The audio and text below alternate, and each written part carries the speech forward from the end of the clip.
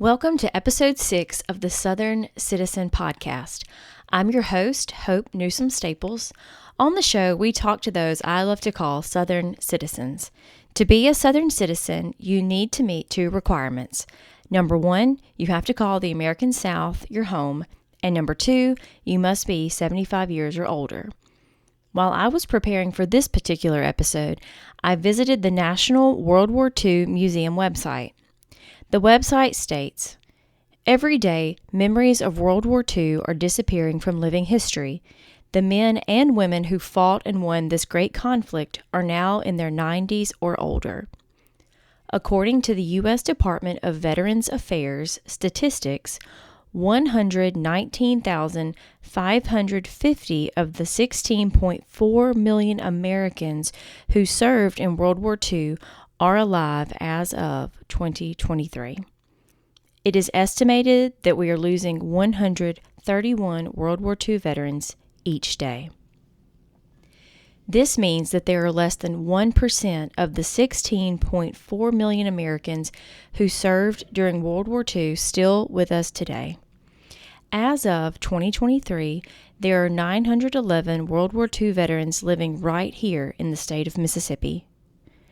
During today's episode, you will hear from one of those remaining World War II veterans. Mr. Burly Register will be celebrating his 102nd birthday in just a few days, and he and I sat down together at his dining room table where he shared stories from his life, including his military service during World War II. Along with Burly, you will hear questions and commentary from his granddaughter Renee, along with background commentary from his 3 children. The afternoon I spent talking with Mr. Burly was unforgettable. I will forever be grateful for his sacrifice and service to our country.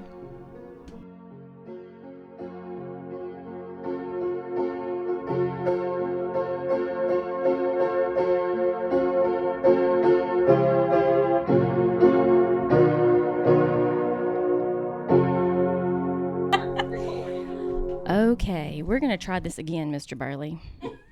You ready? I forgot to hit nobody else on this but me. Okay, can you introduce yourself to me? Burly D. Register. And does the D stand for anything? Initial only. Initial only, okay. And is Burly a family name or just your parents liked that name? Just my parents come up with the name, I guess. Okay, I love it. Mr. Burly, when were you born? May the 30th of 1922. Okay, so you have a birthday coming up soon, right? Yes, ma'am. Okay, so how old are you right now? 101. 101. You're not going to believe this, but you are the oldest person I ever interviewed. Can you believe that? Yeah, I can believe it. Oh, you are hilarious. Okay, so where were you born, Mr. Burly? Morton, Mississippi. Okay. Up in Scott County. Scott County, Mississippi. Okay. Do you know any details surrounding your birth? Like, were you born at home or were you born somewhere else? I don't know that. But more than likely at home. Everybody else was back then. Okay, so that's a great point. You had brothers and sisters? I had 1 sister and 3 brothers. Okay, were they all born at home that you know of? No. Not sure. Okay. 1 was born in the hospital. Okay. The rest of them in the home. So if you're the oldest, you probably were born at home too, probably, we think. As far as I know, Okay. I don't quite remember that far back. Well, that's okay. I like to ask that question because a lot of people have a story yeah. that their family has told them about when they were born. So I like to ask. Okay, here's another question for you. What is your earliest memory?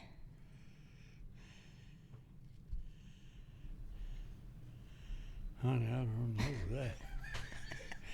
You can think of something. Like from your childhood, what's the first thing that you think of when you were little? Do you have a place that you think of being, or? Yeah, I remember my sister and myself walking to school. We walked better than a mile and went by a little store that was owned by a black man. Mm-hmm. And we stopped there every morning and bought us a stage plank for our lunch. And that stage plank then was about 3 times big as they are now and 4 times as good. Now, for people that don't know, what is a stage plank? It's a ginger-made flat cake with a icing on it. Okay. I think I've had one in the past. Patricia had bought one at the. It's kind of like a cookie, huh? Yeah, Okay. it is. It really is a cookie, but it was about 1 foot long and 6 inches wide.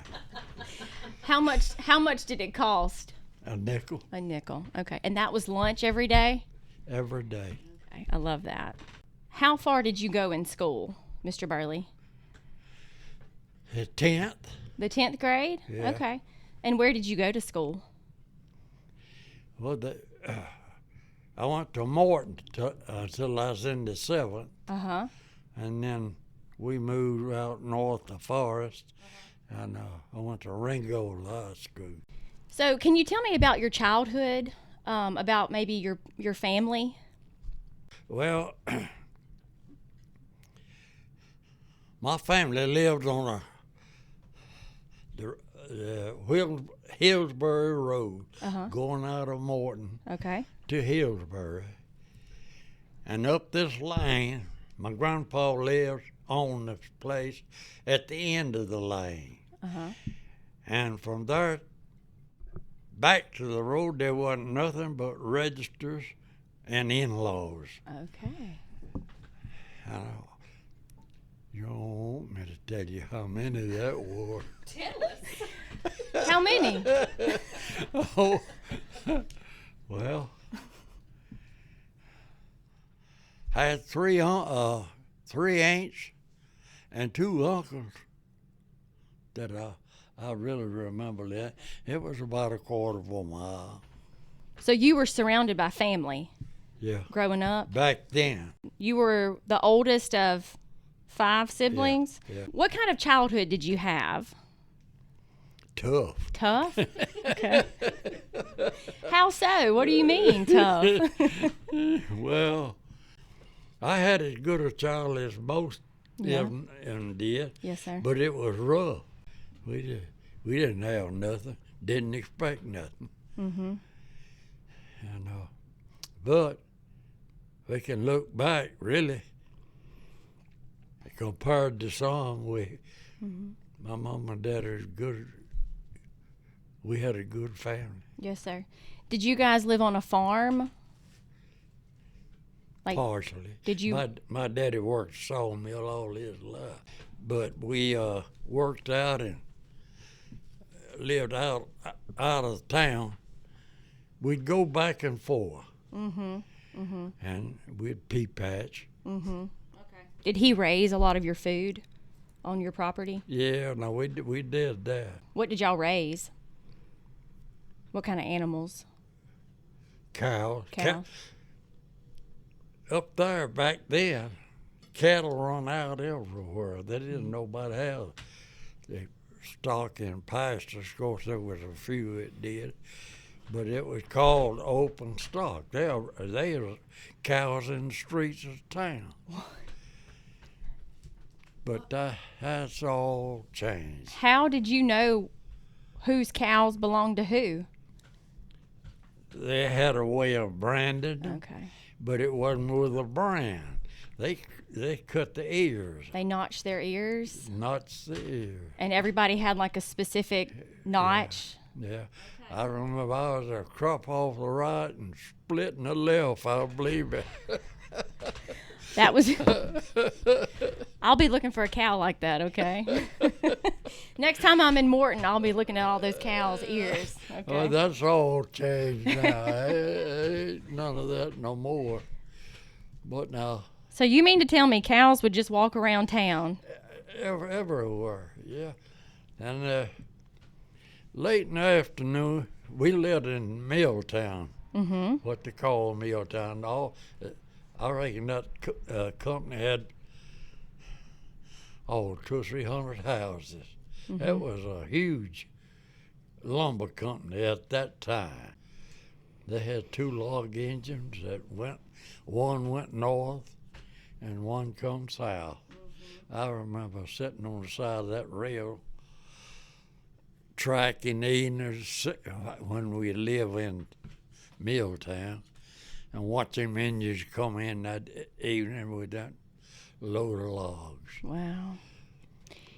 They had a great big pond with a slanted track. They'd go in there, take them chains off of them cars, and they all in that pond. And there was a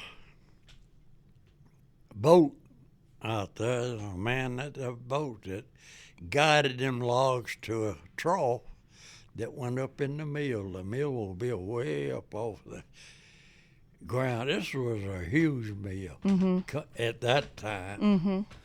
And there's a black man out there on that pond with a stick. He guided them logs there. They had a chain that'd take it, carry it on up in the mill. All the lumber making was upstairs, and all the shaft work, belts and things was underneath. It's a pretty big outfit. Yeah, that is. So what did your dad do at the mill? At the mill, Uh-huh. he night watched sometimes. And I remember one time he worked in the mill up there, and there was 22 saws out there. That lumber came onto him. He's sitting up there in a little old box, and he had a start wheel with old levers pull them saws, and he cut that stuff off to the length it should be. Trim the ends off of it. And I remember he night watched some. He worked just about all over that thing. Really? He worked there 25 years. 25 years. Now, do you happen to know what year your dad was born? My daddy was born. Do you know? No, I don't. Okay. I sure don't. What about your mama? No. Okay. What were their names? My daddy was Tobe Tobe? Register. Okay. But now that wasn't his real name. Well, what was his real name? He had 3 brothers. It was Tip, Tobe, and Jim. That wasn't neither one of them names. But everything they had was in that nickname. Their homes, their Social Security, everything was in the nicknames. Wow. Isn't that? What about your mama? What was her name? Nona, No, N-O-N-A. Nona. But no. Jones. Jones. Okay. And Yeah. they were both from Scott County? Yeah. Okay. Originally from Lee County, but she was from Scott too, mostly. Well, how come you to be here in Jones County? Well, now this is going to be a story, I can't wait. but now You skipping a lot of ground. Am I? Do I need to back up? yeah, Okay, well, you back up and then go from. well, my dad moved first Uh-huh. down here because that mill in Morton had cut all that timber, and there Okay. was still lumber companies in Laurel, so he come down here and went to work. Yes, sir. But between that time, we had moved up north of Forest, and we had good neighbors. And one of the neighbors had kinfolks in Laurel. And my wife, Ruby, come up there to visit. And that's where I met Ruby. Oh. Yeah. Tell me about meeting Ruby. What was that like? Well, I had one over there. She had come up to visit her aunt. She had a first cousin there about like the same age of her. Well, I was over to visit my friend, which was a son to that family there. Well, he had a sister that had been over to a neighbor, and this first cousin from Laurel had visited. Well, I was out there with that Elton, the son, that lady that lived there, and her cousin come walking by. They had been to visit her. I told him, I said, she looked pretty good.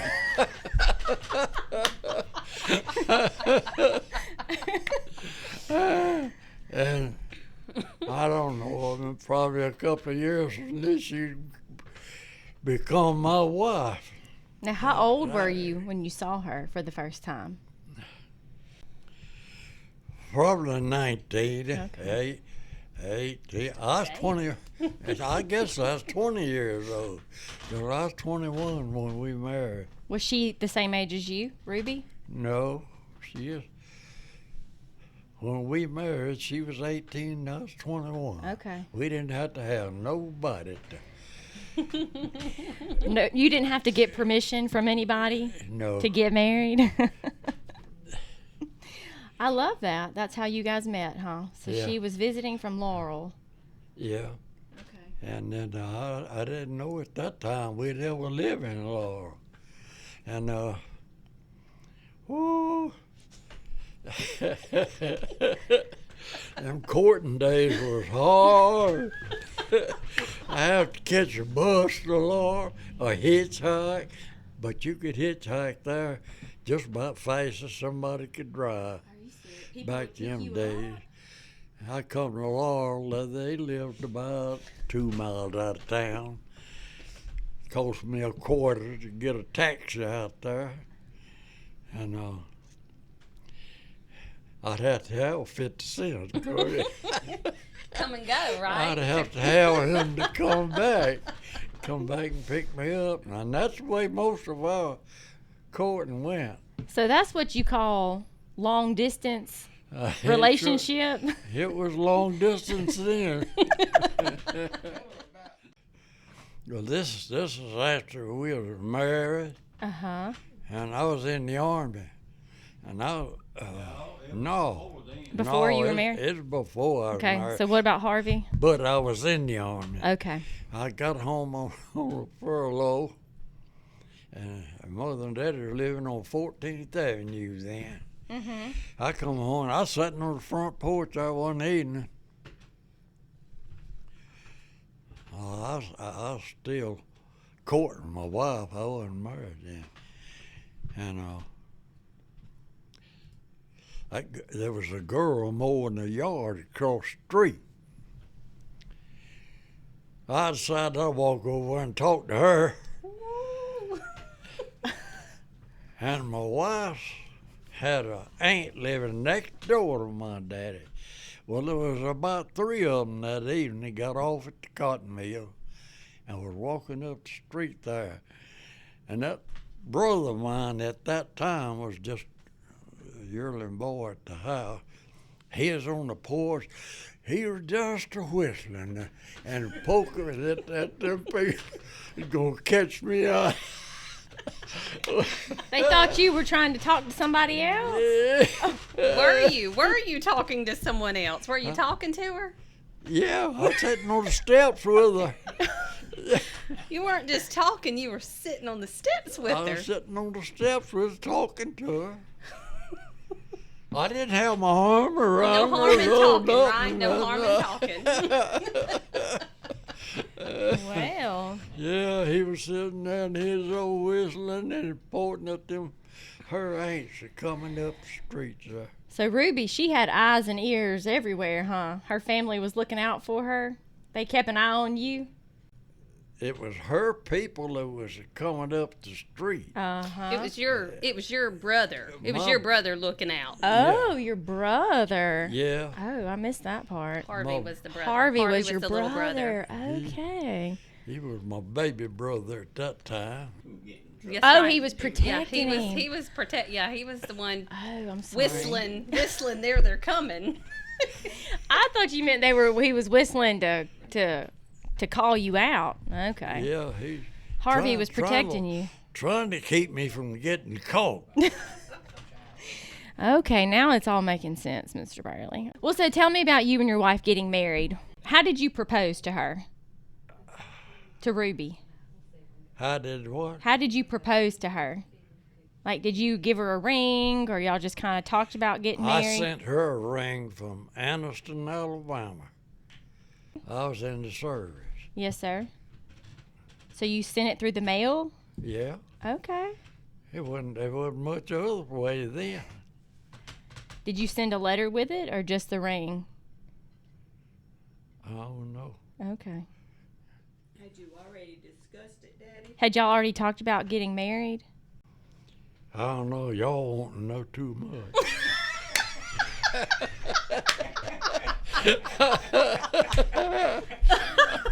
We meddling now, aren't Sorry, we? Miss We're Burley. meddling. You're meddling. We meddling. now. Well, I just never I know. don't know. I mailed her that ring now. Apparently, she said yes. Oh yeah. And you. Well, bound to have. I love. Where did you get married? In one of them little old houses over yonder in the Cotton Mill Village. Uh huh. Yeah. In Laurel. Yeah. In Laurel. Okay, in Jones County. Okay. At the preacher's house. Okay, at the at the preacher's house. Okay, and the rest is history, right? Yeah. Mm-hmm. Well, there's been a whole lot of history. Well, let me ask you this. Renee mentioned a story about when you were in the service, and Ruby That's came right. to visit you, and you didn't believe it. Didn't she show up, Papa? Remember Huh? that story you told me? Is this after you got married and you were stationed somewhere in Wisconsin? And somebody, your sergeant or somebody said, your wife is here. And you were just like, that not my wife. Tell that story. What happened? Okay, there. We was fixing to ship overseas, we thought. So my wife had got to be good friends with a lady up at Noctapeta. Her husband in the same company as I was in. So they decided to come visit us. Mm-hmm. Well, we all had agreed on it and everything, but then time come in and we were going to ship out. So we thought we told them not to come. They had already planned to visit, and as far as we knew, we'd done let them know that we was going to ship out, and them not to come up there. Well, we went to bed one night. CQ come to my bed. It was head of Boswell. Said, Burly, your wife's down there in the day room. I said, Lord God, what am I going to do with her and him? And he went over and woke old Boswell up. Hey, we got dressed and went down there with him. Kind of scolded him a little bit, but we're glad to see him. So it wasn't too long before daylight, and them buses start running in the, well, they had already started as they caught the bus and come to the day room. And they went on, we stayed down until chow time. We had to go be at Burly, and they went on and got a room at Toma, Wisconsin. And we got to spend a few nights with them. They called that shipment all off. We didn't go nowhere. And we got a furlough while they was there, so we come back home together. I remember we left up there, I believe that was in May, and everything is still cold, nothing put out, and we was on the train up there around Macon, Mississippi, when we got to where we could daylight enough to see, and everything was so pretty and green. That was springtime overnight. That was a good feeling.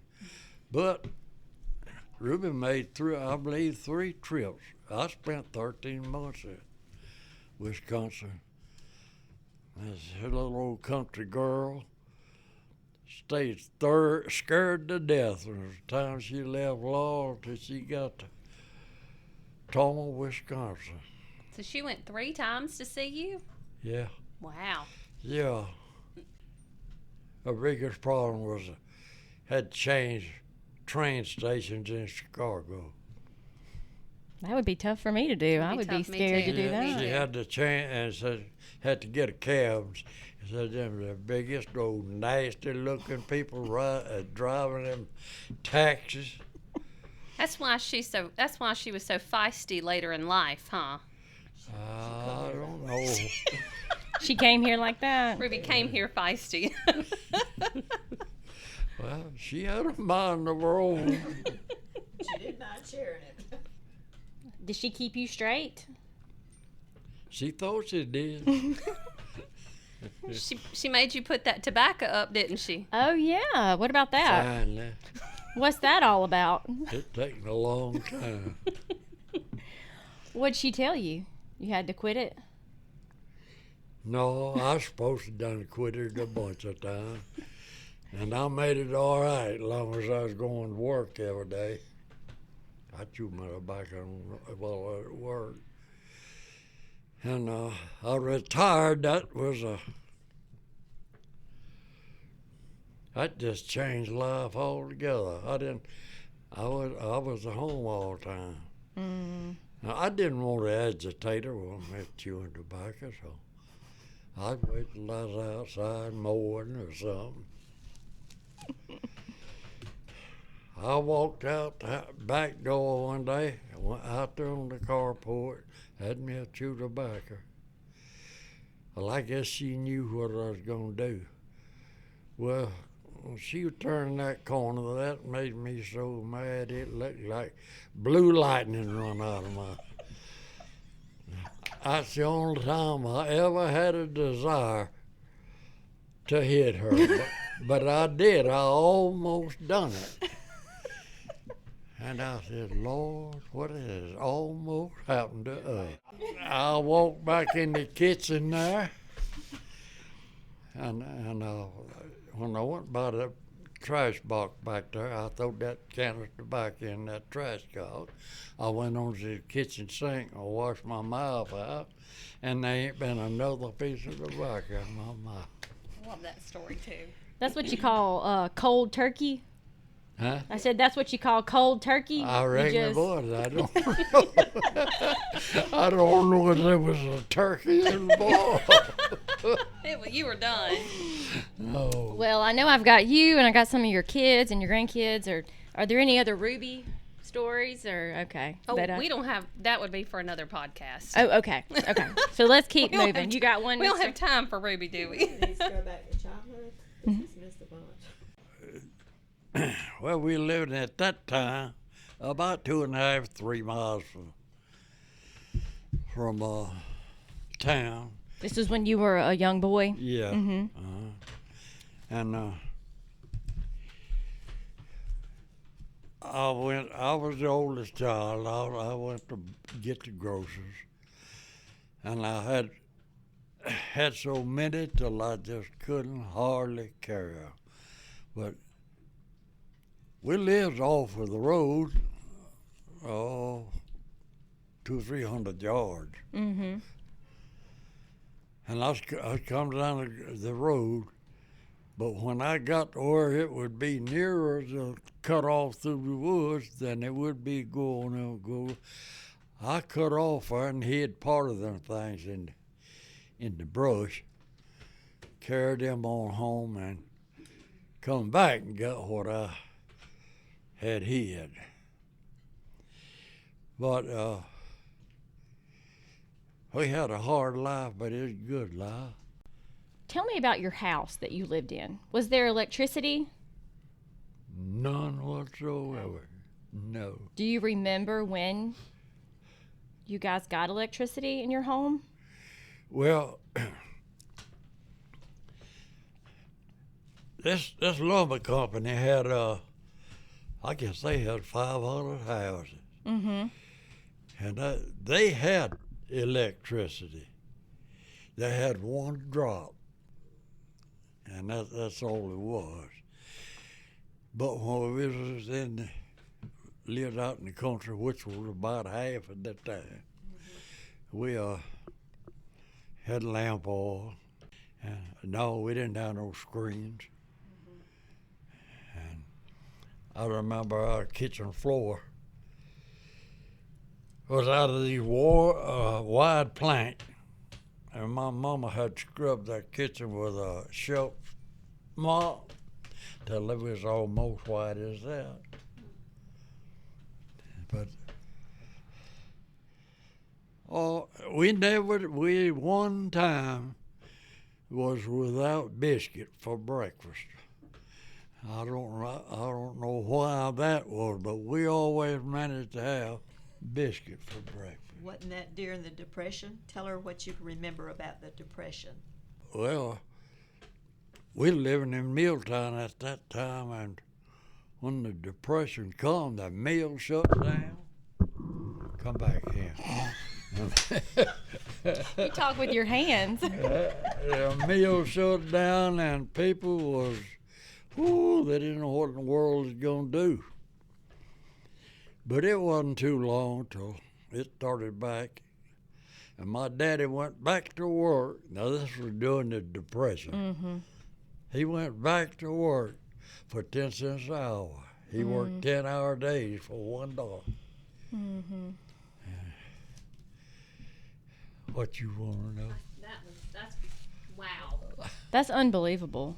Well, it happened. How many days a week? Did he work 5 days a week or 6 days a week? Or I think he worked 6 days. I'm not real sure of that. yes, sir. Did you ever go without food? Or was there No, always something we never went hungry. Mm-hmm. Did you know people that struggled to have food to Well, eat? there was a lot of them that struggled, but now everybody had any type of a spot or anything. They were planting something. Mm-hmm. So I know we had some of the prettiest gardens you ever seen back then. Mm-hmm. Did you have enough to share with people, or did y'all need all of it for your Well, family? We usually would put up and share, and if people, everybody shared, most everybody did. Did your mama can food? From the time it come available till it was ended. Mm-hmm. I remember going in a one-horse wagon about 9 miles from home to get some tomatoes. We got a one-horse wagon load of tomatoes. Them side planks were about 1 foot. That thing was full of tomatoes. We canned them tomatoes for a week. But You still can tomatoes? yeah, You like to grow a garden and yeah, can food still? sure do. Yeah, that's awesome. I got a rack in there now. Got tomatoes I can. I'm learning a little bit about that. My mom likes to can food, Yeah. and she wants me to learn. I need to. Well, I got the best recipe of tomatoes there is.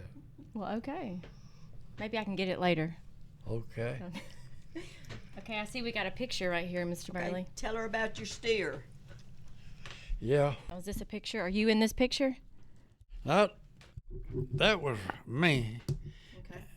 and was the baby brother at that time. But I had food, that little old calf, till I got him to working.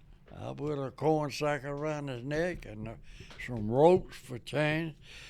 So Daddy seen I had him pretty well going like I wanted, so he made out of the mill wore out old belts and things. He built that harness and built that cart. And there ain't no telling how many pounds of scrap iron I have hauled with him, get chauffeur, such like. But now I was going down and get a load of water, a barrel of water. Summertime, we were, them old cisterns, that's all we had for water. I wanted to ask you about access to water. Everybody had an old cistern. You know what a cistern is? Can you tell us what that is? That's just a round hole, like a ice cream cone, hole dug in the ground, and then they had gutters around the house for the water to go in there. That's the water we had. And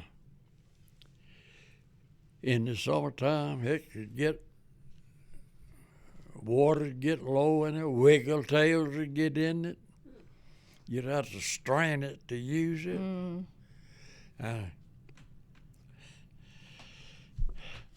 That yearling did so well, we thought me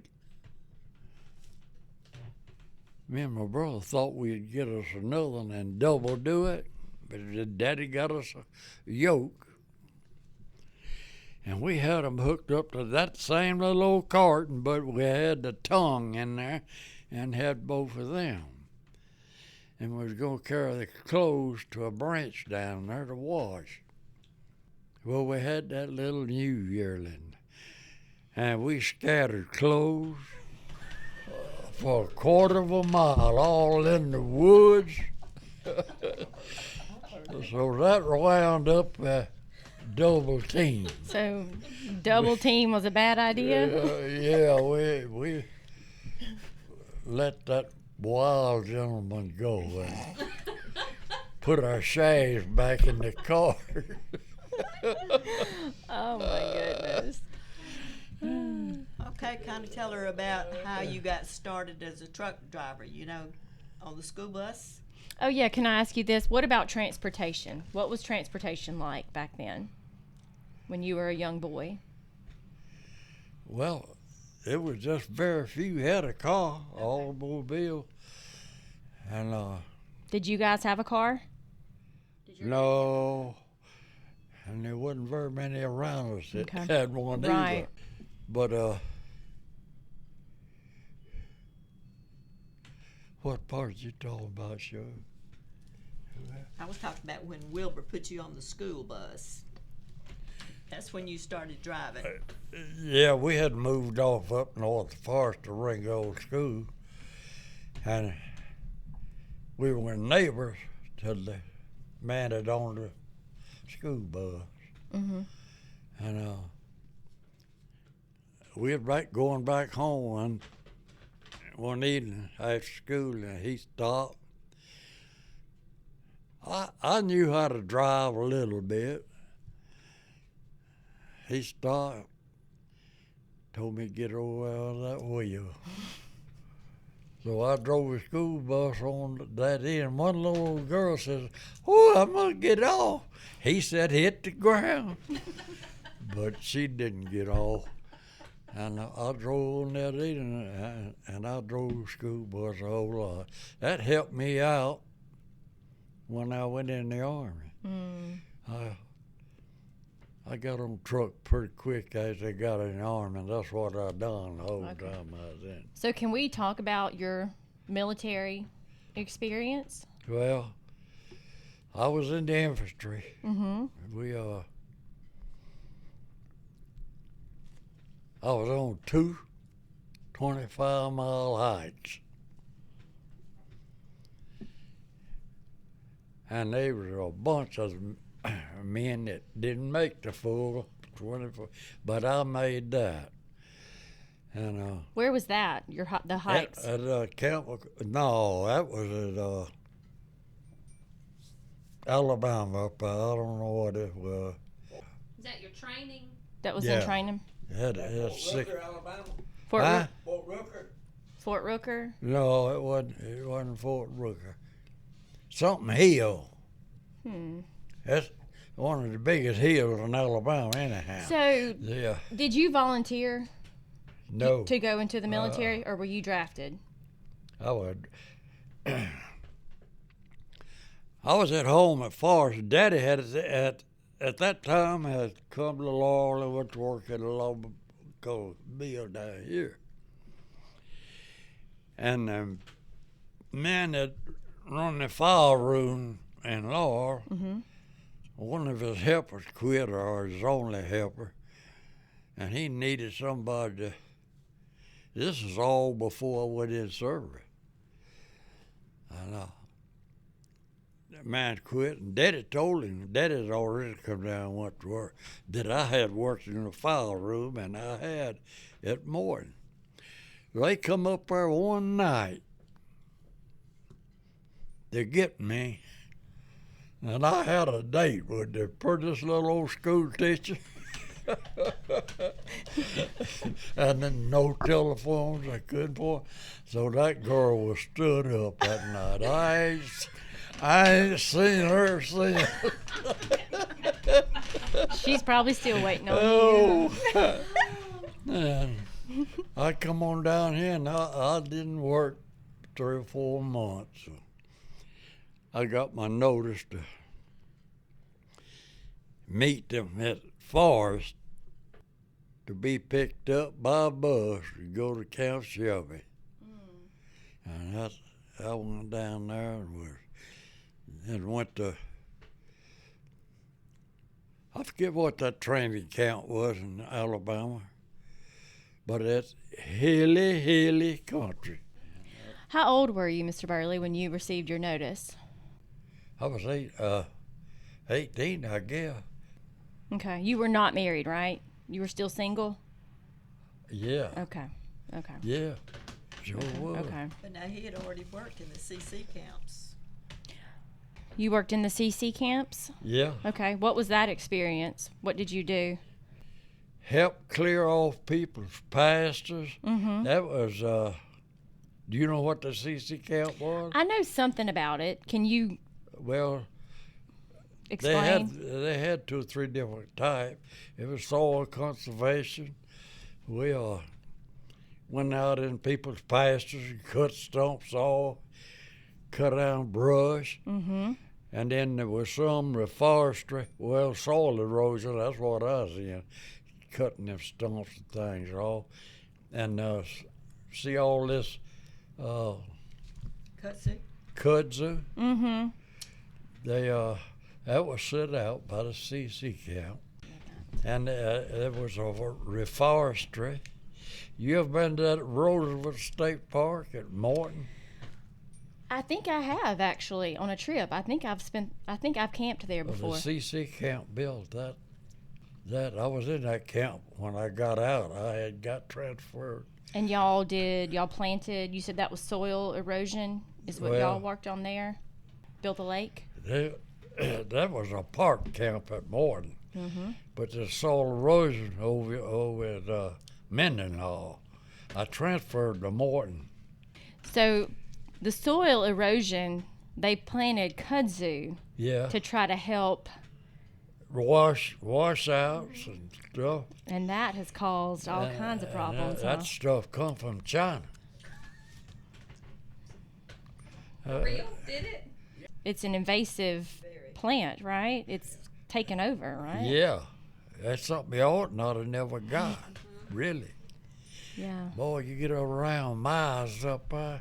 Oh, Yeah, it that's takes right. them hills. I guess that's good though to keep washes down.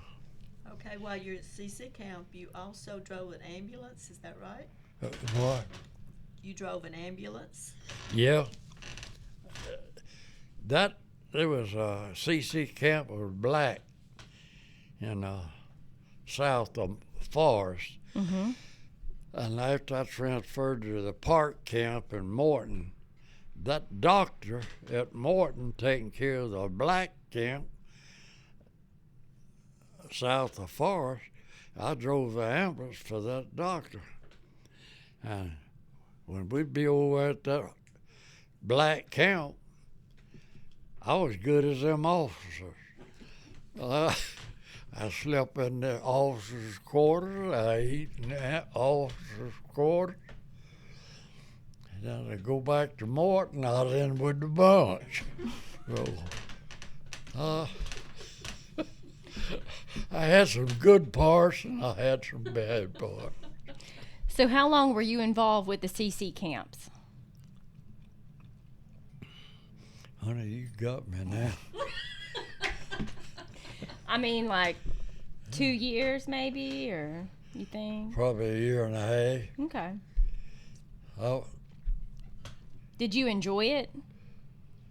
I enjoyed that $30 a month I get. $30 a month. $30 a month. Army wasn't getting but $21 a month.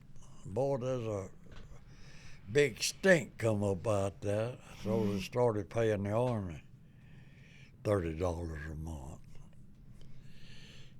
And but $21 would buy you 2 or 3 tanks of gas, and I don't know what all. Could you save any money? Could you save that money, or was that just enough to live I on? didn't know what saving money was. I spend that stuff. That's okay. That is okay. Oh my goodness. Well, anything else about the CC camps that you remember? Did you have any good friends that you made, or? No. I made some that didn't know that I made them. I know me and I didn't have no friends outside of Mendenhall. That's where CC camp was, Mendenhall. Mm-hmm. And I remember one night, me and another boy, them beds in a row on both sides. You got your aisle down between you. We taking a piece of wire and put it across that floor. There'd be someone going half drunk that night. We know. And boy, we like got in trouble about that. Just falling all over me, Carol. Oh, you were up to no good. Okay. That's all That's all you got to say bad about that? stuff. All the bad stuff. I love it. So at what point did you and Ruby get married during was it after the CC camp work? Oh, yeah, I was in the Army. Okay, so you went from the CC camp and then I went into civilian life for a while Okay. before I went in the Army. When did you and Ruby get married? I was in the Army when Ruby and me got married. So how old were you when you entered the service, when you entered the Army? Well, I was 21 when I got married. I went in the Army when I was 20, I guess. Okay, so that all kind of happened Yeah. close together. I was 21 when I was in. I had to be to get married. Mm-hmm. What were you doing when you found out you were going to have to leave for the war? I was in the file room at a sawmill. And that's when you got your notice. Yeah, sure was. How did that happen? Like, what was that experience? You were in the file room. I got a card from Forrest They had my registration and everything in Forest. But I the- got a card from up there to be at the bus station at Forest. That came to the mail. Yeah, Okay. and I had to go up there to get on that bus. So who came and got you down here from the file room to go up there? My daddy. Your daddy. He had already been. He already worked it down here. So had your daddy checked the mail? I'm just trying to figure out how. So something arrived in the mail in Forest. Yeah, my notice went to Forest. Okay, but where were you when the notice? You were down here. Lord. So who came and got you, or did they just call you and tell you to come up back to Forest? You think? Honey, you got me stalled now. She's asking way too many questions, isn't she? Hey, guess what? That's okay. I'm just trying to get some details. So I Oh. mean, I really don't remember. that's okay. I just was curious if you had a. I tell you, them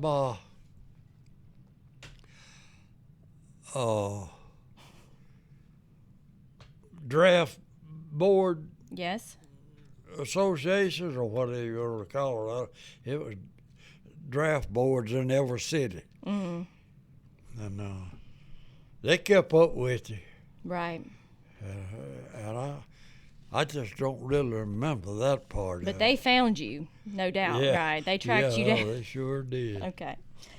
So, when you were drafted, did you choose to go into the Army, or did they say this is the branch you're going into, or how did that work? That notice Mm-hmm. was to be on at the bus station at a certain time.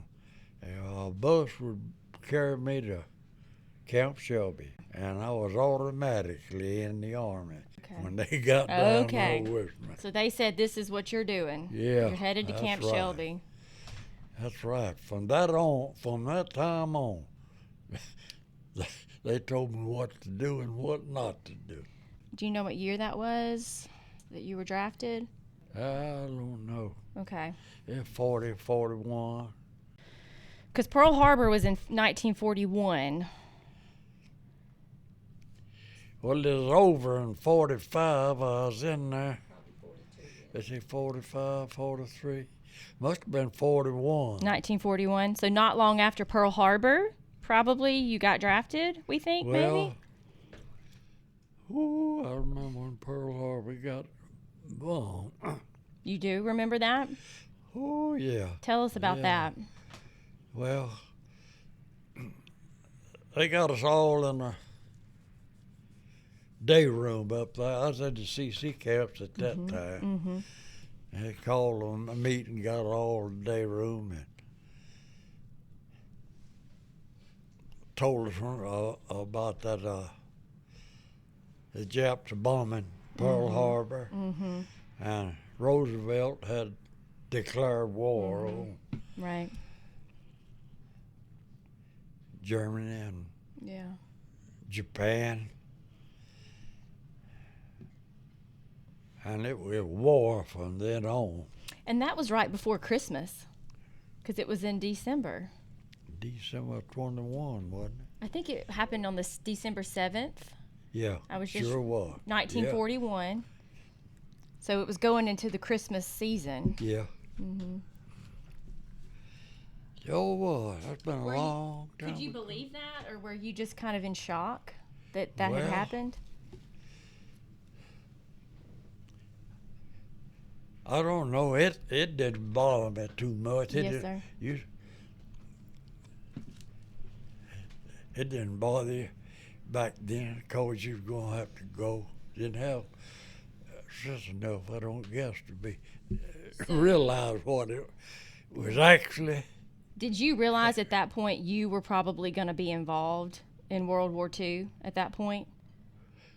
Or had that really entered It your hadn't really entered my mind. Mm-hmm. Oh, it was too hard to take care of the times of that That's right. time, not think about somebody else's time. Yes, sir. Leading up to you going to Europe, where did you go? Did you do all your training at Camp Shelby? No, I left Camp Shelby and went to that camp in basic camp in Alabama. Okay. We keep trying. Yeah. And I went from there, spent 6 weeks there. I went to Fort McClellan, Alabama. Mm-hmm. And they were forming, making up a division. Mm-hmm. And I don't know how long we stayed there. It wasn't but a few weeks, so I wound up in 385th Infantry. Mm-hmm. Headquarters Company. And we were there just a short period that they was making up a 76th Division. Mm-hmm. And we went from there to Camp McCoy, Wisconsin. And there, where we done a lot, we was there 13 months at Wisconsin. That's where we got a full dose of training. Mm. And I wound up in communication equipment. And was driving a wire jeep. Mm-hmm. What does that mean? What's a wire jeep? There was 3 wire jeeps to the company. Mm-hmm. They had a mount of rolls of telephone wire and quarter-mile roll and half-mile roll.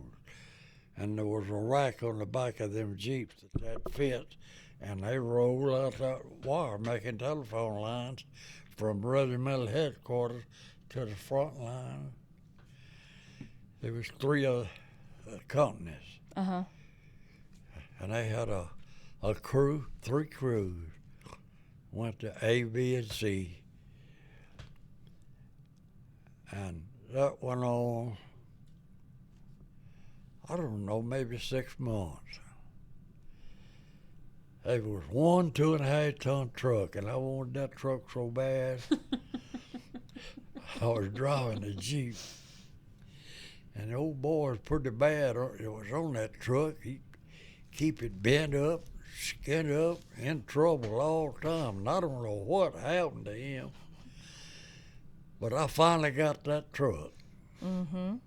And boy, that was next to my wife. I'm telling you right now. Did you give that truck a name? Huh? Did you name that truck? No, it's my truck. Oh, no. Where was all this happening? Where were you? Camp McCoy, Wisconsin. Okay, you were still. This is still training. We went from okay. Fort Meade, Maryland to Okay. Wisconsin. Okay. We made up a division at Okay. Fort Meade, Maryland. So everything we're still talking about is part of your training time. Okay. Yeah. Okay. And I finally got on that truck, like I said, and I was in that wire crew before I got that truck, on a wire Jeep. Sometimes whoever drove that wire Jeep, there was three crews in there. They had a driver and the other 2 handled that wire. Well, I wanted that truck. I finally got it. And boy, I loved that truck. I mean, I'd take care of the thing. We'd get on and go off with them problems. And all I had to do on them problems is hide that truck in some bushes or something. Take care of it. And we was there 13 months. Mm-hmm. And went from there to England. Yes, sir. Tell her about the day that y'all left. Left on a Thanksgiving Day. We was eating Thanksgiving dinner, and they run in that mess hall and hollered, "Pick up the drumsticks if you can. We gotta go." And this would have been 1944, probably? Uh, honey, I don't know what year it was. I was hanging on that duffel bag. Had you drumstick? I know. Yeah. Told us to pick up them drumsticks. We had to go. Well, we carried that, get that old duffel bag. Everything you had's in that duffel bag.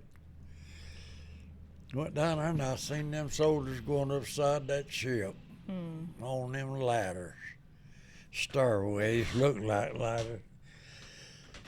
Boy, you hate to get in that thing. There was 40 ships in that convoy. And that water got so rough going over there that it'd get you up on top of one of them waves and you could see all of them, and it'd drop you down to where you couldn't see nothing but water. We was on that 13 days. And the hallways that you go to the mess hall or anywhere, people had vomit on all of them. That was so sickening. Woo! I never did get that sick, but I didn't want nothing to eat. No. Now, and I saw they taking some of them fellas off on a stretcher.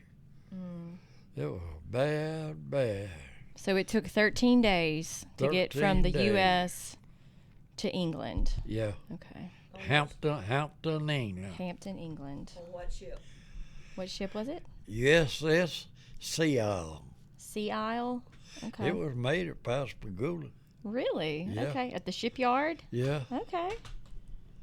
Sea It Isle. was a small ship. How many men do you know? Do you know how many? On that ship, 1,500.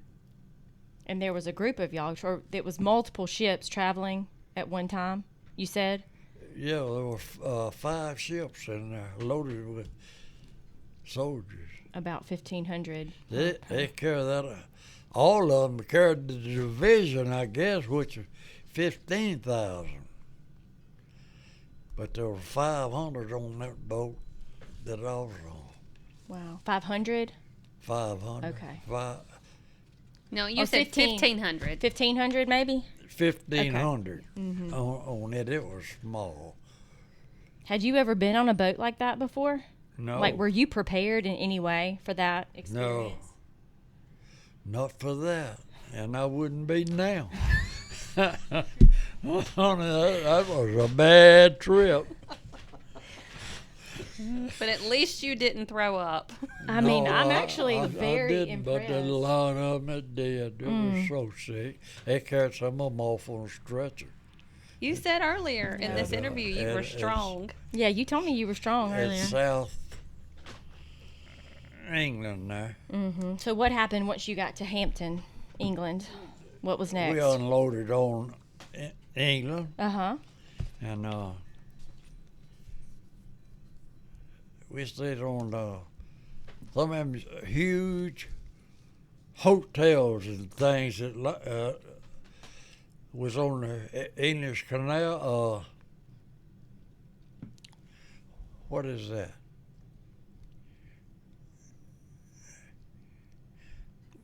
Between England and Between England and France. the English Channel? English Channel. Yeah. You were on that side over there? And we stayed in those buildings during peacetime. It's just like the coast of Gulfport down there. And them fine homes. Mm-hmm. And I went to a motor sergeant and me went to Liverpool, got me a brand new truck. But it wasn't like that truck I left in Wisconsin. That one I left in Wisconsin had a nice metal cab, heater, and all that stuff. That sucker had them old canvas sides. Nothing like that. But it was a good truck. And I had hoped all the time if I ever left Wisconsin, I'd go where it was warm. Well, I had went to Liverpool, got that truck, and I believe the next day they started loading all of us on something to cross that English Channel. So they had Navy people to load this stuff. I didn't have to drive it on there or nothing. They took my old trailer and backed it down in there on that LCT and dropped it down, and then took my truck and backed it down over that tongue. Well, they got us loaded, and the best meal I ate while I was in the service was on that little LCT taking us across out of East Channel. They fed us a steak dinner, and it was fine. What is what is LCT? What does that stand for? That's a landing craft. It's a Navy thing that put tanks, trucks, all that stuff on. Because that's a pretty short distance, right, from England. I think it's 20-something miles of water across there. Anyway, we got loaded on that thing, and I don't know what time, it was getting on close to dinner time. Anyway, they fed us lunch on that. That was the best meal I had while I was in service. And we got on over to Lahore, France. Put us all up on top, because he was going up on the bank. And you hear that thing running over old ships and stuff, but he went on and let the front of that thing down on the ground. Wow. And I always hoped I left Wisconsin, I'd go where it was warm, but I drove off on a foot of snow in France. So you landed in France. Okay, yeah. You were in France. Lahore, France. But it was already secured. Drove all night long with nothing but them cat eyes. That's two little eyes on the back of your vehicle and two of them on the front. And they ain't no bigger than your thumb. Why was that? Were y'all trying to be secretive? Driving blackout, what they call blackout. it. And we didn't know where we was. Didn't know how far we was from the front, but you could see flash of light, artillery, way off. We didn't know how far off it was. I tell you, it's getting pretty serious then. You saw it. Did you have a map, or were you just following the person in front of you? Followed somebody else, and we drove all night long. What was the road condition? Like, was it icy, or? It was snow covered there, about a foot deep. Were you having, was driving difficult for you, though, in that No, kind of weather? not too much, no. Okay. Yeah. And the next morning, about the middle of the morning, we drove into Belgium. And there was some Belgian soldiers there watching that crossroads. And one of them fellas, he said that's when that Battle of the Bulge was on. He told us there were 4 or 5 of them German soldiers under that snow there. But when we went on to, I can't think that little old country's name.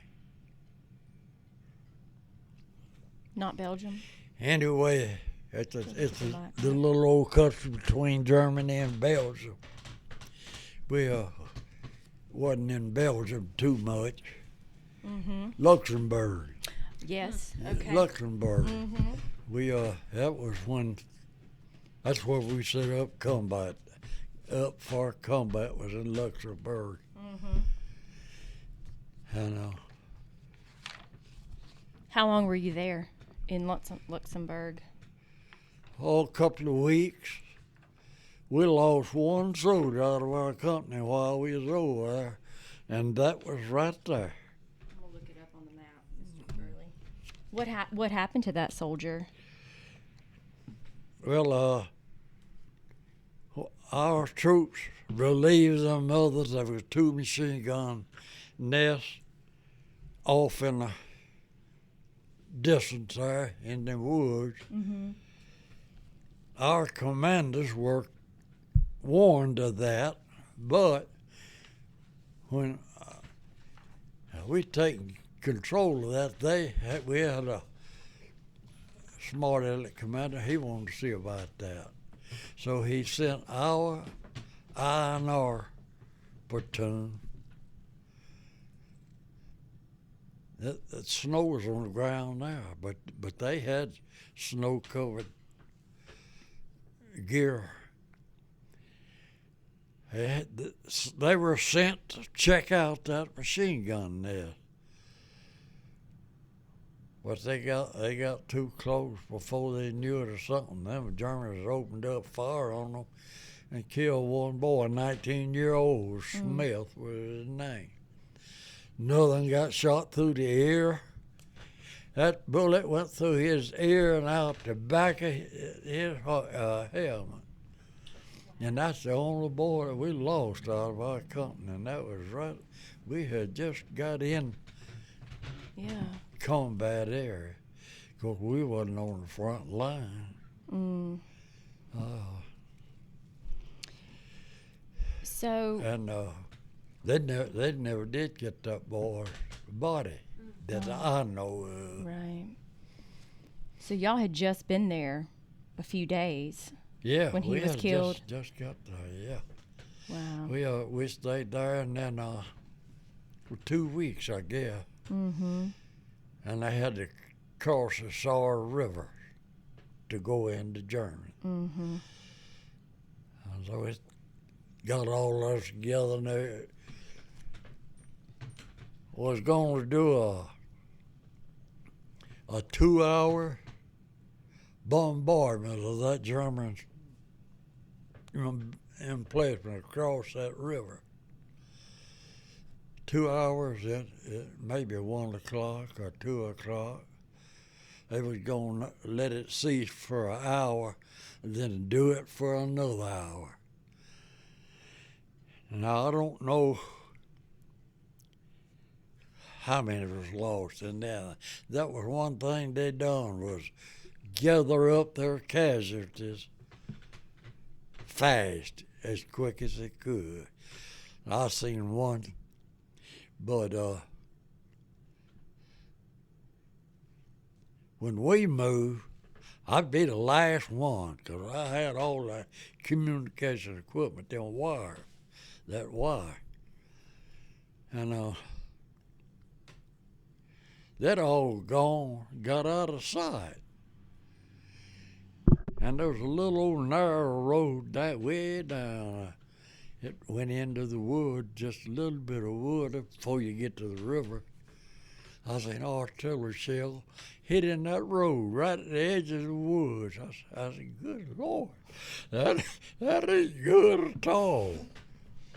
But that's the last artillery shell I seen hit. Mm. But the Corps of Engineers had put a pontoon bridge across that river. Mm-hmm. Well, we went on across that day and had to go up the mountain, like get up on top. They told us up there, we'll probably be here 2 weeks. So it was a motor sergeant, a mechanic, and myself. We pretty well stayed together. Mm-hmm. We got up there together. They said we'll probably be here 2 weeks, so get prepared to stay 2 weeks. Oh, we dug us a big old hole there, cut some few timbers, put on it, throw dirt on left a little hole gate to go down in there, and we had to move our water cans and everything inside. Our motor mechanic, he was scared to death all the time. We got to talk about, had that little hole coming down into that foxhole. He said, we got talking, said the German could get inside this grounds here and it won't have to do nothing, drop a hand grenade and kill all 5 of us. It wasn't but a minute, he had a water can and he was stacking it over that hole that come down there.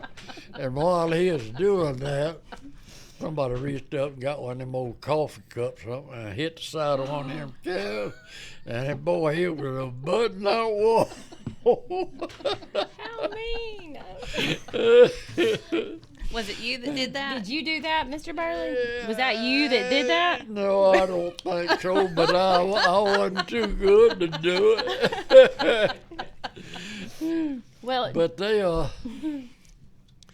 wound up putting 3 bridges across that Saw River, and I had to cross nearly every day, go back and get more wire, and, until they moved the dump past that river.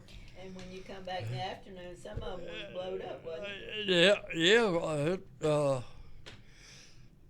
One that ought to be crossed here, be blowed out. That cross one to the other. That was an engineer's job, and they done a good job, dude. They put a pontoon bridge across that Rhine River, and that you cross that Rhine River on that bridge, and that steel all clanking. You know, they done a good job. so, Mr. Burley, I know that during that time the front was changing a lot, maybe during battle. Did you ever worry that you were going to go over into enemy territory? No, I never did. Never felt that you No, were. I never did. So you were behind friendly lines? I was behind the front line. Yes, sir. Yeah, Okay. sure was. Did you meet some German soldiers? 12. Do tell. I had went back for That was one of my questions. a load of wire, Uh-huh. and they had them supply dumps. What is that? Say that again. A supply dump? Dump. What do you mean by that? We call it a dump. What does that mean? What is that? What is that? Yeah. That's where supplies are. Okay. Where they Like a warehouse? some of it might be in a warehouse, but it's out on the ground. Okay. Anywhere. It's just there. You just dump it, That huh? stuff's just there. Yeah. You know, some people, I don't know all these terms, so you're teaching me a lot, you know? Yeah. Well, you don't want to be taught no more. That's I'm getting you off topic. Tell me about these German soldiers. So, what happened? I went back to get a load of wire. Now, sometimes I by myself. I was supposed to have a assistant driver. Right. But we had a company commander that he kept my assistant driver is an orderly. He had to have everything. Just like he was at home.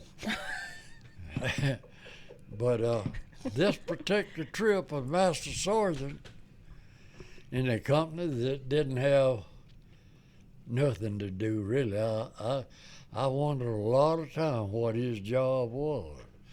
But he rode with me that day to get away from the company. I done got my wire long way back. That road was just straight as it could be, but it looked like it's in a swamp like.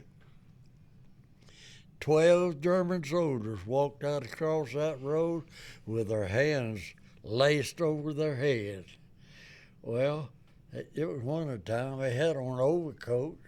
You didn't know what they had on them overcoats, but I couldn't just run through them, because if it had automatics or something, I wouldn't have had a chance. I just drove right up to them and stopped. I couldn't speak German and they couldn't speak English. So we was a pretty tight spot there. Well, finally find out they were hungry. Mm. Got them up on top of that wire there and went on. He got to the company. I went in the office and told the company, come in.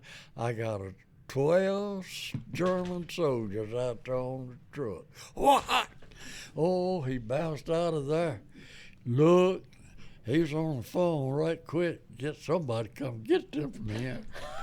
So you picked them up? Yeah. Did they have weapons? Huh? Did they have weapons? No. They had hid them things in the wood. And they were I didn't know what the hell those folks stopped. okay. It was towards the end of the war, and they were hungry. They was surrendered. They was hungry. They wanted something to eat. What do you think about that, Mr. Burley? When you know, two countries were fighting, but you met people, right? That they were just hungry. Like, did Yeah. that change how you viewed the war or what you think about war? Well, yeah, it'll make you think of it. Yeah. It's terrible. We'd our front line would take one of them cities. Mm-hmm. Well, those people were all ordered to go to the church or schoolhouse, all that, and then we was assigned to them houses, them people's houses, Mm-hmm. and you definitely, according to international rules, you ain't supposed to destroy nothing that belonged to them people. Mm-hmm. And I don't know if nobody did. I'd done something one time. It made me feel bad. You still got a gift conscience. Yeah. What did you do? What was it? Mm-hmm. We was in a house, had a whole bunch of fruit Mm-hmm. in jars, and 5 pints strawberry jam of strawberries. Mm-hmm. I couldn't let that alone. We was there a couple of days, but anyway, I had to eat all that strawberry. All of it? Every bit of Half that. all. That is unbelievable. Lady that house belonged to made out like she didn't have enough cover. Well, needed to get some. She wasn't after nothing but them strawberries that I had to eat. But she didn't know that I was the one that had eaten, because I didn't tell her. That's the only thing. Is It's the only thing you feel bad. I Do helped you them think eat. about that sometimes? That yeah, you shouldn't have done yeah, that? I think about it, especially when we get talking about it or something. Yeah. Well, can I go back to those German soldiers? Did you guys feed those German soldiers? We didn't. Did somebody? But they prisoner where they were holding prisoners. They just of war. took 'em there? I didn't know where it was, but they feed them. How did they act around y'all? Were they just quiet or just? Quiet. You couldn't carry on the conversation. You couldn't understand them. They And- weren't aggressive or anything. No. Yeah. No, Okay. no, not at all. Well, I should have brought you some strawberry jam. I know what to bring you next time. Okay. Did you eat it on bread or you just ate it out of the jar? Honey, I don't remember. All I know, I can remember I eat it. And you still thinking about it, huh? You still need to tell that Yeah. lady if she's listening today, maybe you can tell her you're sorry, huh? She may hear you talk about it one day. Okay, can I ask you this? Your truck that you drove, did you have a specific weapon that you kept on your truck in Yeah. case? What was it? M1, a 30 caliber rifle. Did you ever have to use it? No, I was never face to face none of them, except that time it was all come across that road, and there wasn't no shooting down there. Yeah. Did you grab your weapon when you saw them that time, the German soldiers? Did I have a? Did you get your weapon out at that No. time? You didn't feel like you needed it then? Okay. So you never had to use your weapon while you were... Not one time. Going back to his truck, Yes, sir. they'd get 2-day furloughs if they kept that truck to inspection. That's going way back there when I was in Calvert, Wisconsin. Oh, They this got- is going back to training Yeah. this time? Oh, okay. It's Calvert, Wisconsin. Ruby was up there then. I done married. You were... And I heard that them MPs is just like a highway patrol out here. They'll stop you and Okay. they check your vehicle out. If there's something wrong, your company commander would get a letter. Oh, I found out where they were. Boy, I take that truck, I'll wash it, check that tire pressure off, go all, just be sure it was up to date. Ruby was up there at this time. And I'd find out where there was having a stopping place. That's where I'd go. Somehow or another, I'd find some reason to go to there and get stopped. I done that 2 times, I know. I get a 3-day pass. Okay. But they finally, too many got wise to that. It didn't last. They too figured you out. long. Well, can we go back to your time in the war? When you would drive your truck, what would be your typical route? Like your day-to-day job when you would drive that truck? Stay put if I wasn't going after more wire. Did you have to go get more wire every day, or it was Not just every, as not needed? every day. Okay. Sometimes it would be maybe once a week. Okay. Then I may have to go How far? 2 days straight. How far of a journey was it to go pick the wire up and come back? It might be 3 miles and it might be 25. Okay. Okay. It just depended on where the. Depending on how they move up. Uh-huh. As dump moved up with the front line. The dump would change according to the front. Okay. I had to hunt that thing up every day. How did you find it? How did you know? Well, I really don't remember Okay. that part of it. You figured it out, though, huh? Yeah. Well, so what would you do if you had some days where you didn't have to travel to pick up wire? Would you help around? Would you help do other things, or? No, Just- I just sat around and that trip. I actually got overseas. Yes, sir. Didn't do nothing. Okay. All I done was take care of that truck. Okay. That was your primary Yeah. responsibility. Sure was. Okay. All right. I'm marking off questions that I have. So, in your truck, did you keep extra gas cans or fuel in your truck in case something happened? Was that part of your? I kept there was 2 5-gallon cans, one on each side on the Okay. and a gas truck would come every day or every other day or something. Mm-hmm. Loaded with 5-gallon cans. I'd have to go to that truck and get enough 5-gallon cans to keep my truck up. Did you ever break down or have any issues with your truck when you would travel? I'd had the rear end to go out on it one time, and What did you do? our mechanic just pulled. See, it had that double back axle. Mm-hmm. They just pulled that axle out and throwed it up in the back, and I don't know, week or 2, Yeah. ordnance come got it and put me another rear end under it. All right. Well, so during this time, it was winter, correct? It was cold weather. Yeah. How did that impact your experience? Well, you just stayed warm best you could. Yeah. That's all. What were the conditions? We had Were you warm? well, yeah, we had good clothes. Okay. We sure did. Okay. And food wasn't? Did you always have something to eat? It wasn't too bad. Mm-hmm. Did you have any close friends that you made while you were there? Well, I made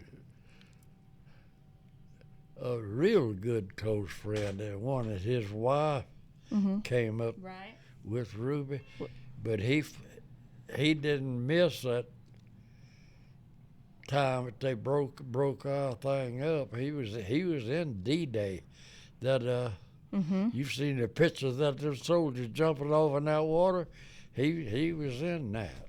He got shot in the stomach, and but he did get to come back. He didn't die then, but he never was healthy no more. Yeah.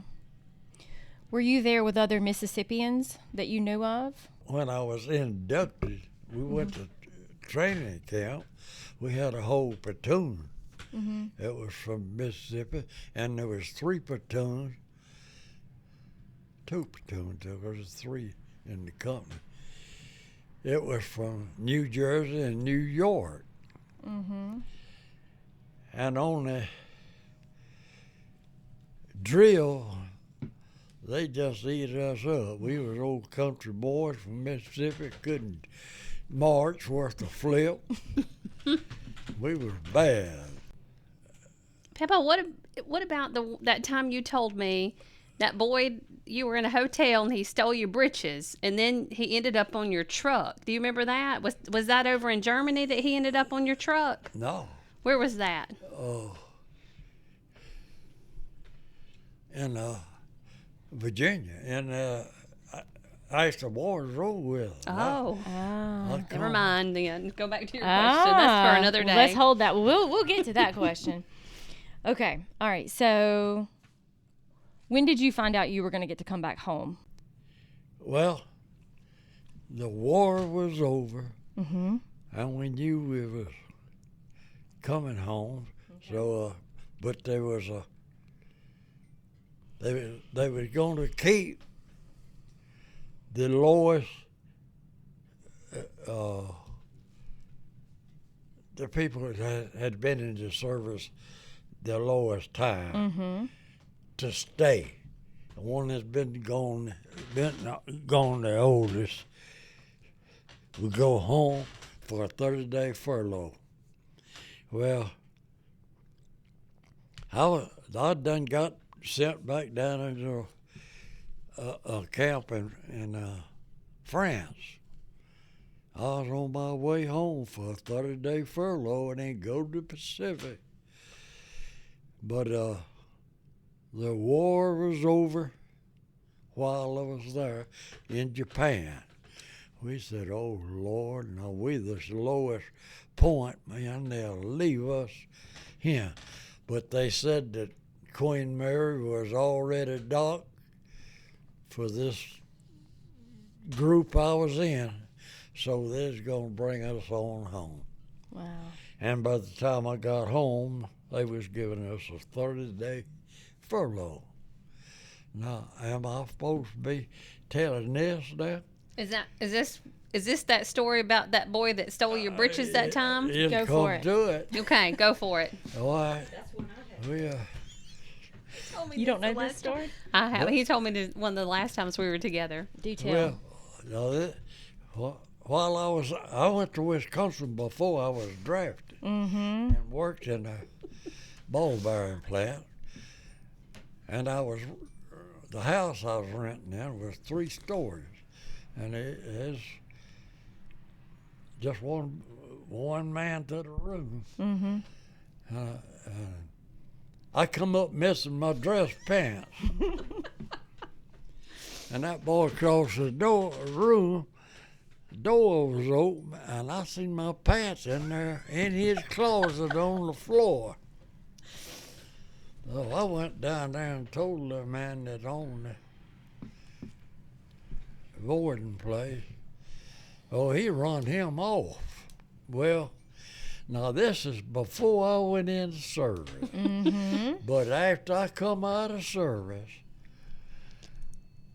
So you had been to Europe and back. and been to Germany and back, got on a train in Shelby and went to Fort Jackson, South Carolina. And was sent to a barrack up there, and I hadn't been in that barrack but just a few minutes. The company commander called me for me to come to the order room. I said, Lord have mercy, what have I done now? But he said, I see your, I forgot what they call it, memo or something. Yeah. You was a truck driver. I said, yes, sir. He said, well, go to the motor pool, get a truck, go to the depot and get a load of soldiers and a duffel bag. Oh, okay. So I went and got my truck, went to pick them boys up and down at the depot, and the first one I seen was the boy that stole my pants in Connecticut. I love that story. I done made about, I don't know how many miles since that happened. Very well. But I didn't say nothing to him. I He just, might have needed those pants, Mr. Burley. yeah, way back he when. could have had them clean. You just never know, right? No, You just never. you just never know. Uh, Wow. Well, I'm trying to look to see if I have any more specific questions about the war. Did you have anything, Renee, about his? she done hurt the dog. He had something good to say about our army, I guess. Tell him about the morgue, Daddy. The How- what? The morgue Oh. how they treated the German dead as good as they did our Americans. Okay, so tell us about that Yeah. one. Respect. Okay. There was a This- barn, right, Papa? Didn't you tell me about a barn one time that you saw? This is Where are we at? Where are we at this point? what was that little country? Luxembourg. That was Luxembourg. We had that was when we was first in the combat there. There was a big barn across the road from where we was set up. There's a lot of traffic in and out, and I wanted to see what was over there. Well, it was a morgue. There's American soldiers on one side and the German soldiers on the other, and they were getting them dressed up, getting the dog tags and all. That's was one of the major things, really, was to keep that dog tag. But now they was treating, it was the American soldiers that was taking care of that, and they was treating the German dead just like they was the American. That dog tag was a must. I mean, that, in training, when you first go in, you might meet an officer, and he'd stop and ask you what your dog tag number was. It's 346129118. That's yours, huh? That or mine. Mr. I'll never forget that. Can you say that one more time? What was your dog tag number? 3461291. Wow. That's amazing. 3461291. Do you still have your dog tags? No. Okay. They might be in yonder drawer. You don't need them though, huh? You know. Huh? I don't know if we have them or not. I don't know if they are or not. I don't want no part of that war. I never, yeah. I don't blame you. It just never did. What was probably the toughest thing you saw, Mr. Burley? Sweetheart, I don't know that. Okay. Because you were you involved in any kind of combat? No, Okay. never was. I Okay. was never on the front line. Okay, so you were able to see some of the places where the Germans would take. I could have. I didn't go. We were real close, and they give everyone a chance that wanted to go Like a concentration camp? to that. Actually, where they Okay. where Okay, all like a- those Jews were. Like Gas. yes, sir. Well, I didn't want to go, and I'm glad I didn't Yes, because the ones that went come back said there was an awful smell you couldn't get rid of. Yeah. I was glad I didn't That's go. good, Papa. It's probably good. Well, we was real close to that when the war was over. Right close to Czechoslovakian border. You what? No, that made me cry. I think you were wise to do that, Mr. Burley. You probably protected yourself Yeah. by not Yeah. doing that. I didn't want. I don't want to see that. No. Sure didn't. Were there any moments in the war for you that were sort of like a turning point, maybe that maybe you grew up a little bit more, or you feel like you I was realized? growing up every day. Yeah, yeah. You know, sometimes we have these things happen in our lives, and we think, okay, this is the moment that. Honey, I made it good through there. Yeah. I really do. Now, Ruby write me nearly every day. Yeah. You're Did you write Ruby? every chance I had. Did that help you get through? Yeah, every chance I had, I would. I might not get no mail for 2 weeks. Yeah. Then I'd get me a handful. I crawl up on that truck. I lay them out there according to the date. And I'd read them as she wrote them. So even though you weren't getting mail every day, you knew she was writing you letters, huh? Yeah. That they were coming. Every day. And some of them fellows wouldn't get a letter for months. That it'd make you feel bad. How did the war make you feel towards your family and just the idea of love? Well, I loved them all. I sure did. No, I don't know if it had anything to do with that Yes, part sir. or not. What about your patriotism? Did participating in World War II influence the way you think about being an American? Well, a full-blooded one. Yeah. Yeah. Yeah. I know you're proud of what you were able to do. Yeah. I hope I know how to do it again. Yes, sir.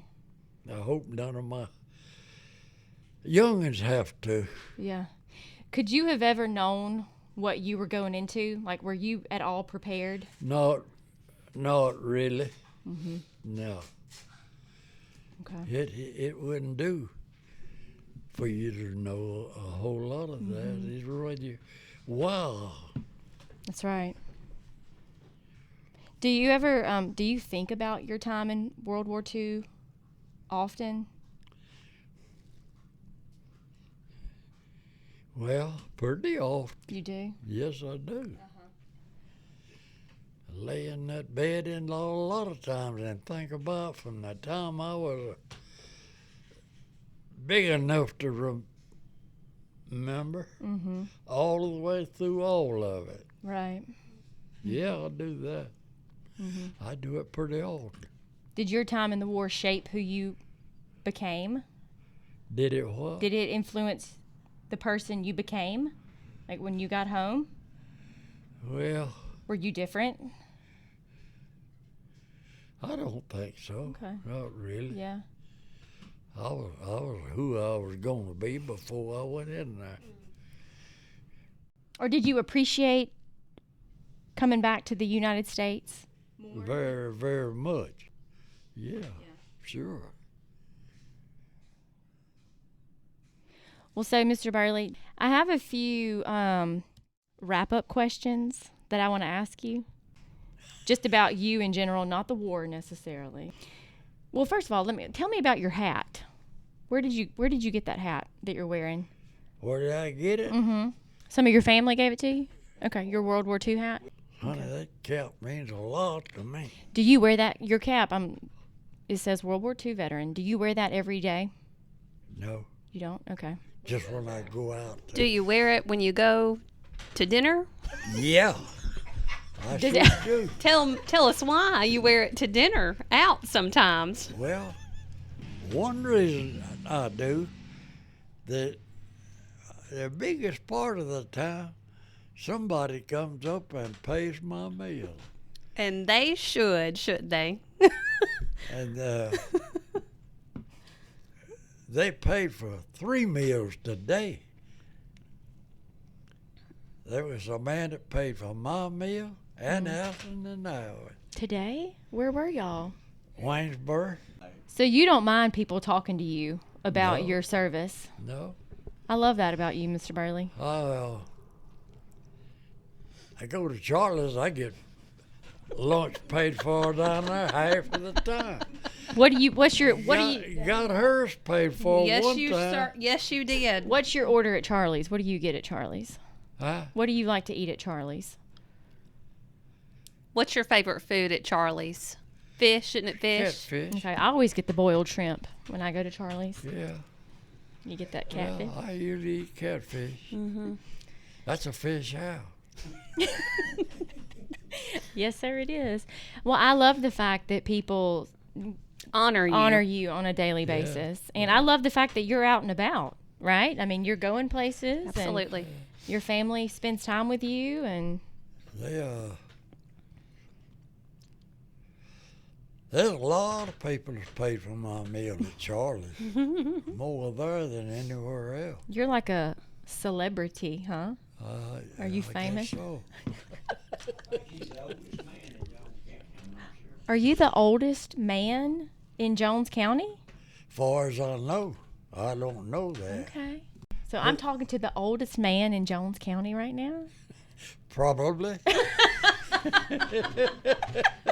what we're going to say anyway, If I had right? to- We're if- going to say you are. If you had to bet, huh? Okay, so let me ask you this question. You're 101 years old. You're about to be 102, but how old do you feel? Well, some days I feel 101. Uh-huh. No.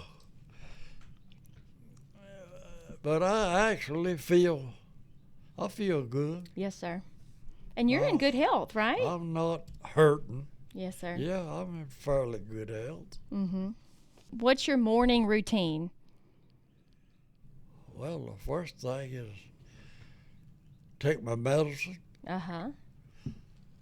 my blood pressure. Sometimes you check your sugar. I check it every other morning, and you're about in it. Oh, you every check your- other while. You check your sugar? And You check your blood pressure every morning? yeah, Oh. And every night. I do that every morning. What else do you do to your children? I call each one of them, let them know I'm up. And Every morning, huh? I'm up and I'm okay. I do that before I eat most of the time. You call every one of them. Every one, yeah. If I can get them to answer. Sometime I have a little problem with that. What time do you get up every morning? I ain't got no certain time.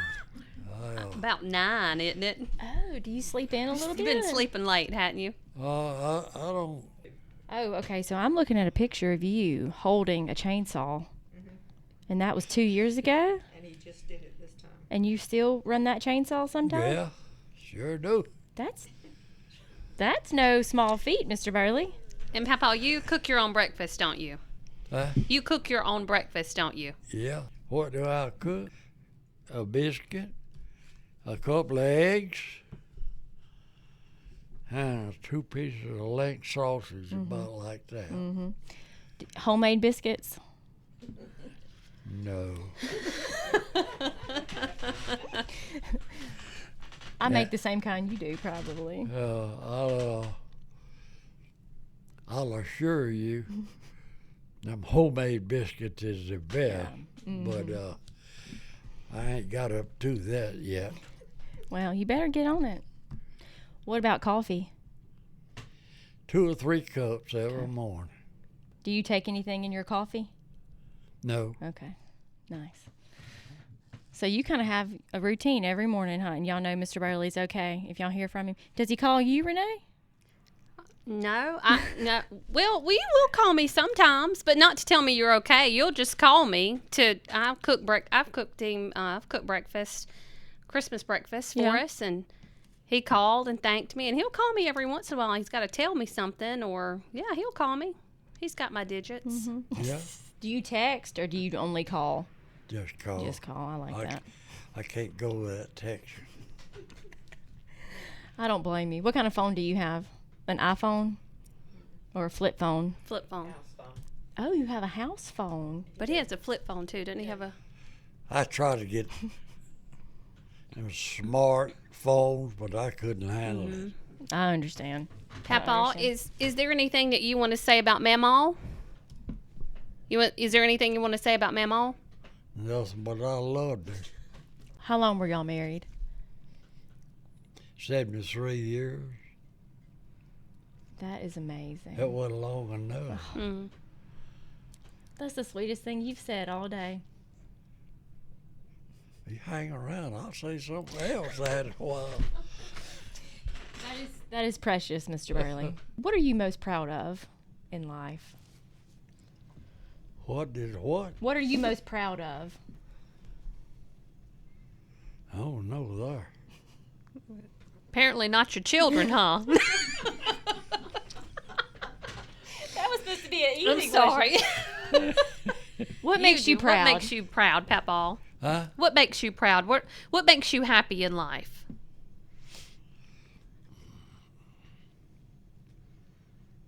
Well, having the life that I had, I guess. Mm-hmm. It was good. Yeah. But you have 3 children. How many? And I don't know the numbers. 3 children, grandchildren, and 6 grandchildren. Then you have how many great grandchildren? About that. And then there's some great greats. Wow. 3 great greats. 2 on the way. That's pretty amazing.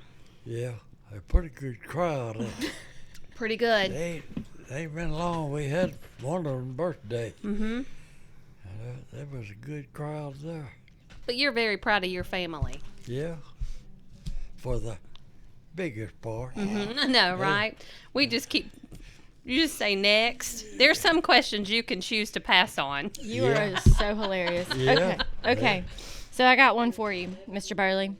What is what are your goals for the next few years? Like, what do you want to do with the rest of your life? Stay as healthy as I can. Uh-huh.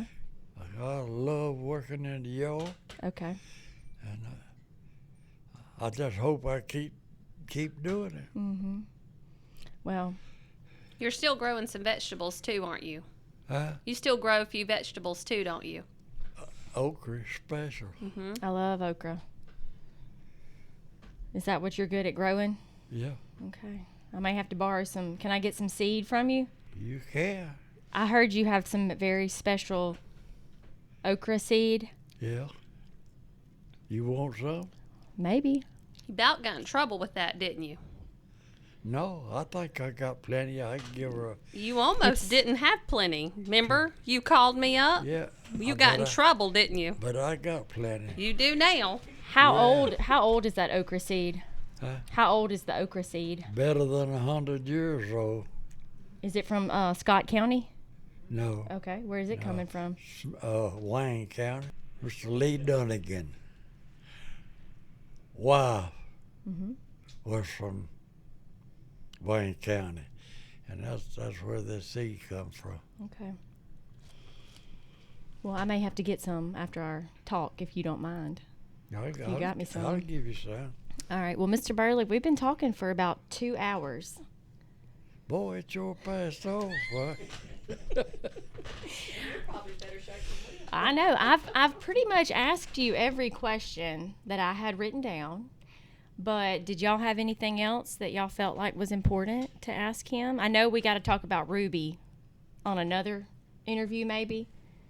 We can do an interview about the married years again. Well, Can I come back? yeah. Okay. Your children are very important to you, right? Always have been. Yeah. Yeah. They're not too big for you to spank still, are they? They're not too big for me to want to. They're Yeah. You are full of these one-liners. He's good. I'm loving it so much. Well, I think that the fact that your children, they seem to adore you, and I think that speaks a lot to you Yeah. as a father. Well, I call them every morning when I get up, all three of them. And if I don't hear from them, I like to know why. Yeah. Yeah. Well, Mr. Burly, unless you have anything else you'd like to say? No, goodbye.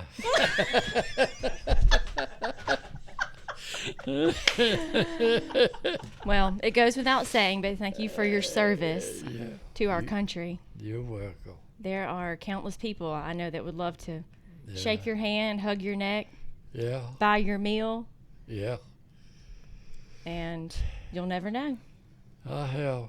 I've had a lot of meals paid for. Sure have. Okay, well, I'm going to turn it off now, okay? Okay. All right, Mr. Burley. If a smile, blessed Savior, as we go not let a sailor stumble as we go along the way. Lead us on, oh Lord Jesus, for that happy home high. I just send my blood so precious